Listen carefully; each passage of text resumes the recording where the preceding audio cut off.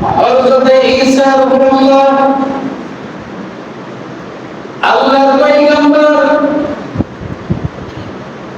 তার সময়ে লোকজন এসে বলল, ঈসা আমরা তোমাকে আল্লাহর পয়গম্বর হিসেবে মানি না।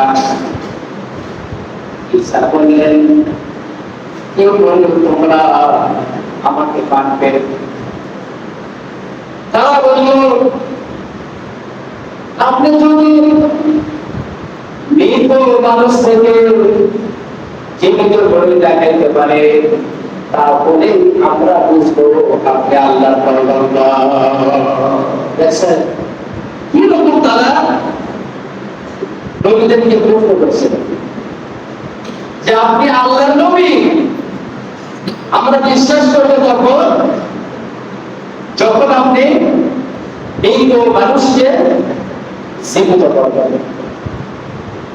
আল্লাহর পয়গম্বর হযরত ঈসা আলাইহিস সালাম আল্লাহকে ডাক দিয়ে বলেন, হে আল্লাহ তাআলা, মৃত মানুষকে জীবিত করাই তো তোমার কাজ। আমার উম্মতের আলোচনা তারা নাকি মৃত মানুষকে জিন্দা না করলে তারা নাকি ঈমান আনবে না। আল্লাহ বলেন, ঈসা আমি তোমাকে শক্তি দিলাম, সামর্থ্য দিলাম, মুজিজা হিসেবে আমি তোমাকে দিয়ে দিলাম। তুমি কবরের পাশে গিয়ে বলবে দিলাম, বলতে দেরি হবে, মৃত মানুষ জিন্দা হতে দেরি হবে না। সুবহানাল্লাহ। আল্লাহর পয়গম্বর হযরত ঈসা আলাইহিস সালাম তার যেদিকে হাঁটতে লাগলেন, হাঁটতে হাঁটতে তার সাথে একটি পুরাতন কবরস্থানে দাঁড়িয়ে গেল। সেখানে দাঁড়ানোর পর আল্লাহর পয়গম্বর হযরত ঈসা আলাইহিস সালামকে বলতেছে, আচ্ছা দেখি আপনি এখানে বলেন তো কেউ কবর থেকে জীবিত হয়ে ওঠে নাকি?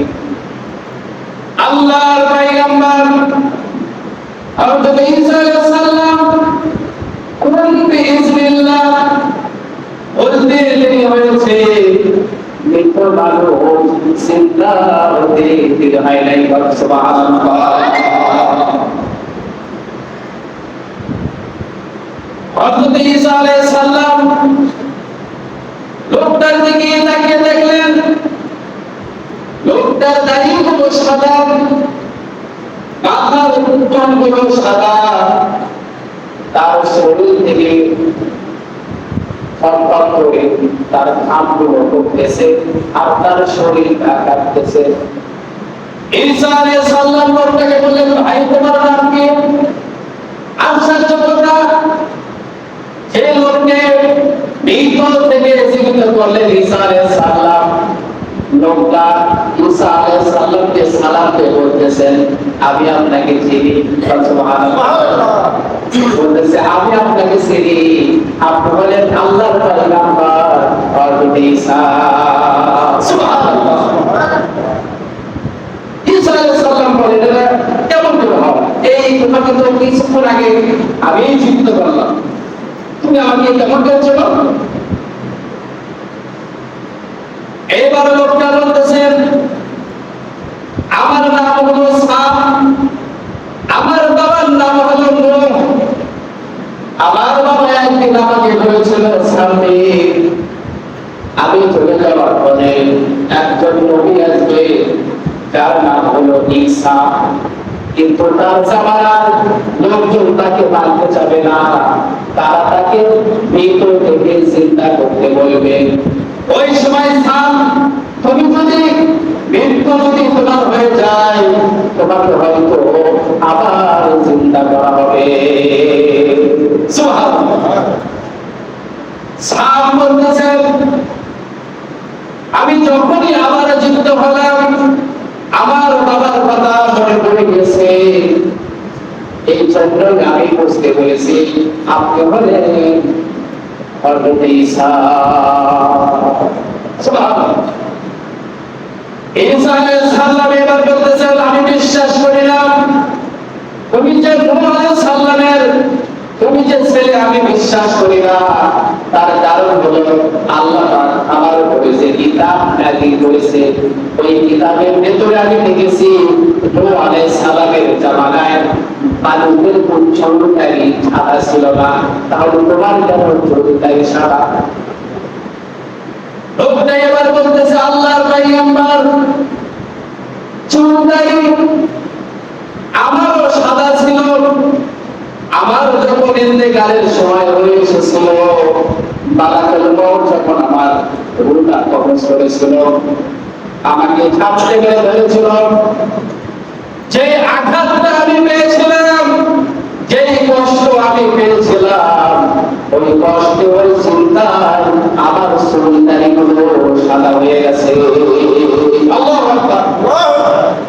তাহলে একটু চিন্তা করে দেখেন, একটা মানুষ কতটা চিন্তা করলে আর কতটা আঘাত পাইলে তার মাথার চুল এবং দাড়িগুলো সাদা হয়ে যায়, তার শরীর থেকে ঘামগুলো ঝরঝর করে পড়ে, আর তার শরীরটা কাঁপতে থাকে। ঈসা আলাইহিস সালাম বললেন, ঠিক আছে বুঝলাম, তাহলে এবার বলো তো, তোমার শরীর থেকে ঘামগুলো কেন ঝরঝর করে আর তুমি কাঁপো কেন? এবার লোকটা বলতেছে, আমার যখন মৃত্যুর সময় হয়েছিল, মালাকুল মউতকে আমি যখন সচক্ষে দেখেছিলাম, ওই সময় যখন আমার জান, আমার আত্মা, আমার রূহ যখন কবজ করার সময় মালাকুল মউত যখন এসেছিল, ওই সময় আমার রূহটা একবার মাথার দিকে, একবার পায়ের দিকে, একবার হাতের দিকে ছোটাছুটি করছিল। ওই সময় এতটা আমি কষ্ট পেয়েছিলাম, যার কারণে, যার ভয়ে ওই থেকে এখন পর্যন্ত আমার শরীর থেকে আন্দোলন করে এবং আমি ভয়ে এখনো কাঁদতেছি। আল্লাহু আকবার। তাহলে এই মৃত্যুর যন্ত্রণা আছে না? কথা বলতে আছে না?